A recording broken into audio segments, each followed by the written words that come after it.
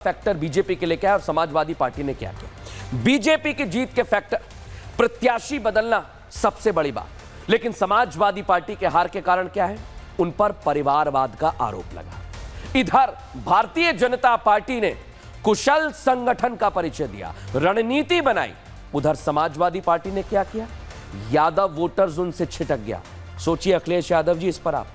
BJP ने हर voter तक अपनी पहुंच बनाई, छोटी छोटी सभाएं की, लेकिन उधर समाजवादी पार्टी पीडीए करती रही, लेकिन बिखराव रहा उसमें और वो उसे रोक भी नहीं पाई दर्शकों। इधर बीजेपी सीएम योगी आदित्यनाथ के कंधों पर आगे बढ़ती हुई उनकी सभाएं हुई, लेकिन समाजवादी पार्टी में क्या हुआ, नेताओं ने गलत बयानबाजी की, ग्राउंड पर नहीं पहुंचे। बीजेपी ने संघ, जो उनका अनुषांगिक संगठन भारतीय जनता पार्टी कहती है, सक्रियता रही संघ की।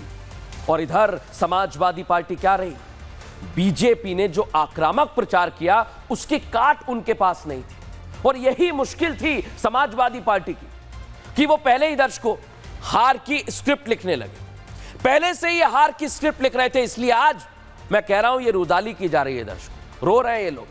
समाजवादी पार्टी को मिल्कीपुर हारने का अंदेशा पहले ही हो गया था, क्योंकि अखिलेश यादव और उनकी पूरी पार्टी, वो तस्वीरें आपको याद है ना दर्शकों, आइए एक बार फिर दिखाता हूं। ये तस्वीर, ये देखिए, हाथ में सफेद कपड़ा, लिखा हुआ है चुनाव आयोग, बता रहे हैं प्रदर्शन कर रहे हैं प्रदर्शन।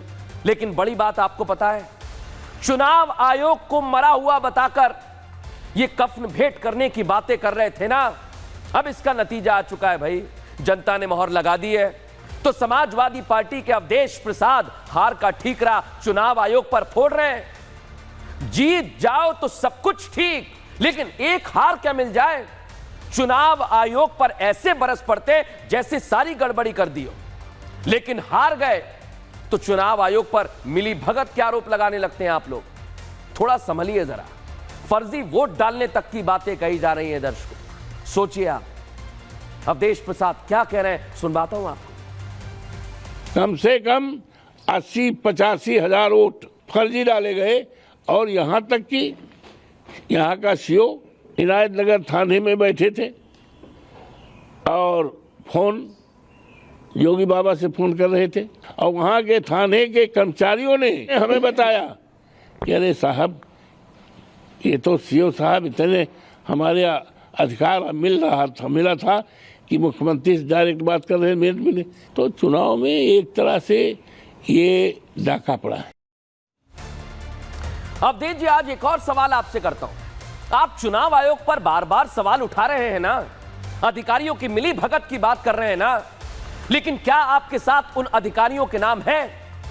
नाम है तो आप मुझे बताइए। अगर आपके पास कोई नाम है तो मैं दिखाऊंगा। यहां पर पुलिसकर्मियों पर आरोप लगा रहे हैं ना आप, अरे आप नाम बताइए ना मुझे, कौन है भाई? हवा में बातें नहीं होंगी यहां, थाने की जानकारी दीजिए ना।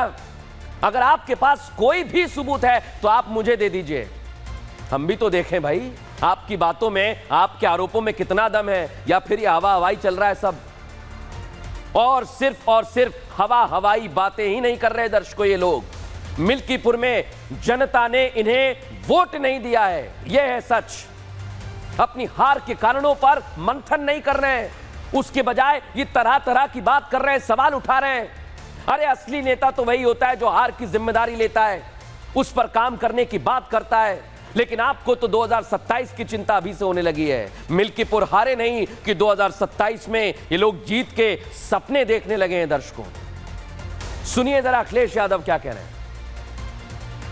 बगल में ही बिल्डिंग है चुनाव आयोग की, सफेद कपड़ा डाल देना चाहिए उस पर, क्योंकि चुनाव आयोग मर चुका है। 500 कंप्लेंट्स किए, 500 कंप्लेंट।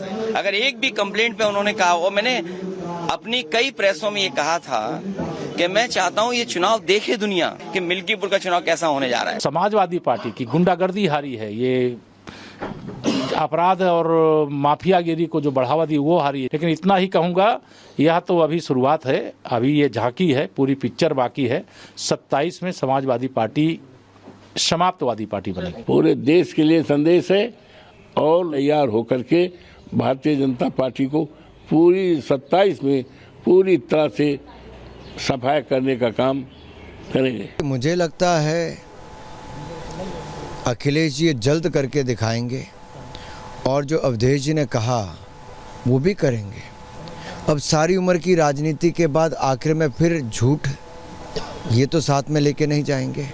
मुझे लगता है वो जल्द ही इस्तीफा अपना देंगे और जिन्होंने कहा वो करके दिखाएंगे।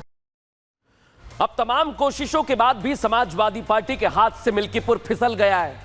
तो अब ये 2027 के लिए नए नए दावे कर रहे हैं दर्शकों। ये देख रहे हैं ना आप, 27 के लिए सावधान। मिल्कीपुर चुनाव में हार मिलने के बाद ये समाजवादी पार्टी कार्यालय के बाहर पोस्टर लगाए दिखा रहा हूं आपको, जिसमें बीजेपी और इलेक्शन कमीशन से सावधान होने की बात लिखी। विरोधियों का ये राग सही नहीं है दर्शकों, क्योंकि जहां ये जीतते हैं वहां की जनता चुनती है, और अगर आप हारते हैं तो भी जनता फैसला करती है। नहीं जीतते हैं तो चुनाव आयोग पर सवाल उठाते हैं, कई साजिश की बात करते हैं। लेकिन लगता है दर्शकों, इन लोगों को 2027 में हार का अंदेशा अभी से हो गया है। इसलिए तो ये राग अलापना शुरू कर दिया है, ताकि विजन अपना खो चुके हैं ये लोग। मैं कह रहा हूं, ये अपना कोई भी लक्ष्य लेकर नहीं चल रहे हैं, सिर्फ दूसरे पर आरोप लगाने की तैयारी कर रहे हैं, और ये वही सबूत है दर्शकों। लेकिन आज मैं कहना चाहता हूं एक बात, मिल्कीपुर हारे हैं, कह रहे हैं कि 27 में हराएंगे। हार के बाद समाजवादी पार्टी कार्यालय में यह पोस्टर लगाए, 27 के लिए सावधान करने का स्लोगन, और पूरे प्रदेश में सावधान करने की बात। कह रहे हैं कि जागरूकता यात्रा की जरूरत है, शीर्ष नेतृत्व से सावधान रहने की बात कह रहे हैं। जागरूकता यात्रा की मांग पोस्टर में लिखी हुई है। बीजेपी, इलेक्शन कमीशन मिलकर बनाते हैं वोटर लिस्ट, ये कह रहे हैं। मतदान मतगणना तक मिली भगत से भ्रष्टाचार हुआ है, इस तरह की बातें कह रहे हैं दर्शक। लेकिन मैं एक बात कहना चाहता हूं कि अगर आप जनता के फैसले का सम्मान नहीं करेंगे तो आपको इसी तरह हार मिलती रहेगी। एजेंसीज पर सवाल उठाना बंद करें और मंथन करें।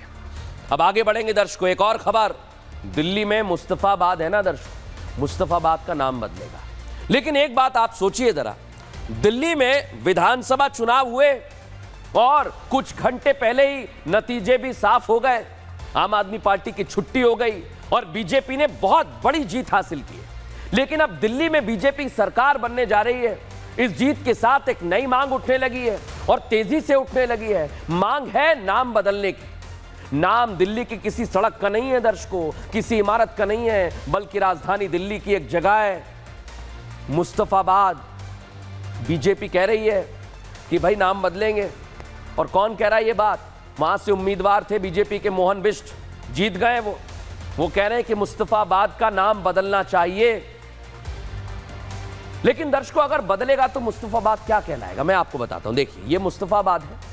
अगर इसका नाम बदलेगा तो इसे कहा जा सकता है शिवपुरी, शिव गंगा, या फिर शिव विहार, यह कहा जा सकता है। लेकिन बड़ी बात यह दर्शकों, मोहन सिंह बिष्ट और क्या बातें कह रहे हैं वो आपको सुनवाता हूं।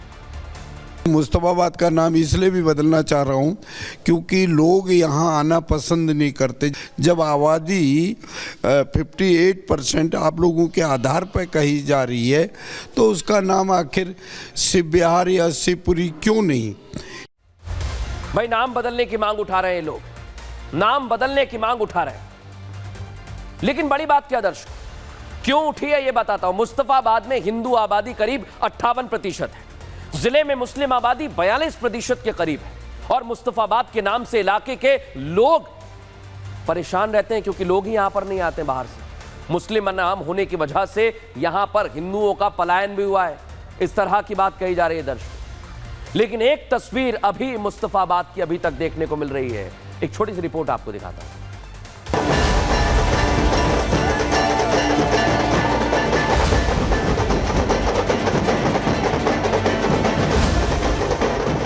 दिल्ली की मुस्तफाबाद सीट, जहां चुनाव में बम्पर वोटिंग हुई, अब चर्चा उस चीज की हो रही है जो चुनाव से पहले सुर्खियों में आई थी। वो है मुस्तफाबाद का नाम बदलने की। सीट से बीजेपी के मोहन सिंह बिष्ट ने जीत हासिल की, और अब एक बार फिर उन्होंने अपनी बात को दोहराया है, जिसे जीत के बाद पूरा करने की बात कही थी। जब आबादी 58% आप लोगों के आधार पर कही जा रही है तो उसका नाम आखिर शिव विहार या शिवपुरी क्यों नहीं? इस बार 2026 के परिश्रम में मैं उसका निश्चित रूप से नाम बदलूंगा, ये मैं आपको विश्वास दूं। नाम बदलने के पीछे बीजेपी के नवनिर्वाचित विधायक ने जनभावना बताई है। उनका कहना है कि क्षेत्र हिंदू बाहुल्य है, ऐसे में नाम बदला जाना चाहिए क्योंकि नाम की वजह से लोग यहाँ आने से कतराते हैं। से मुस्तफाबाद का नाम इसलिए भी बदलना चाह रहा हूँ क्योंकि लोग यहाँ आना पसंद नहीं करते। जब मुस्तफा के बाद नाम से मुझे कोई एलर्जी नहीं है, जब लोगों का आना जाना होता है मुस्तफाबाद का नाम आ जाता है, लोग वहाँ चाहे वो गाड़ी से आना वाला हो, टैक्सी से आने वाला हो, स्कूटर से आने वाला हो, वो आने से बाहर ही मना कर देता है। नाम बदलने की बात आई तो राजनीति भी शुरू हो गई। चुनाव में करारी हार झेलने वाली आम आदमी पार्टी और कांग्रेस इसे गलत बता रही है और कह रही है कि नाम बदलने की नहीं, विकास की राजनीति होनी चाहिए। अगर इस तरह की धर्म को लेकर, नाम परिवर्तन को लेकर आप हालात बदलिए ना।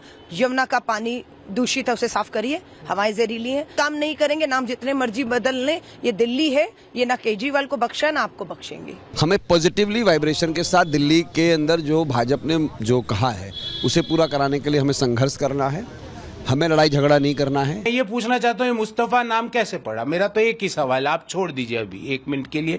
क्या मुस्तफा नाम के आदमी ने उस क्षेत्र के विकास के लिए अपना जीवन न्यौछावर किया? क्या मुस्तफा नाम के आदमी ने देश की आजादी के लिए कोई काम किया? क्या मुस्तफा नाम के आदमी ने कोई संचार क्रांति, दुग्ध क्रांति की, हरित क्रांति के जनक हैं? तो जब अगर नहीं है तो फिर उनके नाम से एक बड़े क्षेत्र का नाम कैसे हो सकता? मुस्तफाबाद का नाम बदलने का मुद्दा मोहन सिंह बिष्ट अब विधानसभा में उठाने की बातें कह रहे हैं।